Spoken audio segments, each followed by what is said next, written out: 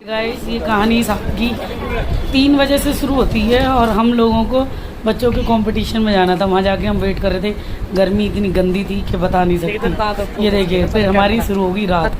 अब रात शुरू होते होते बच्चों के कंपटीशन हुए, पर इसका फल तो मिला कि गोल्ड सिल्वर ब्रॉन्ज तीनों टाइप के मेडल जीते हैं मेरे भतीजे ने। और ये सारी टीम के बच्चे तैयार हो रहे थे, तो इन्होंने भी सबने बहुत अच्छा किया था वहाँ पे।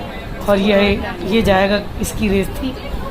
ये देखिए ये कोच खड़े हैं, बहुत बिजी रहते हैं वो भी। और अब हम ये रात को 2 बजे लौट रहे हैं अपना जीत की खुशी मनाते हुए घर पे। तो गाइस इसी तरह हमारे बच्चे मेडल जीतते रहें और कोच का नाम रोशन करते रहें। आप सभी को राधे राधे। फिर मिलते हैं नेक्स्ट वीडियो में। फुल मस्ती में थे बच्चे, बहुत खुशी हो रही थी हमें भी। Bye bye.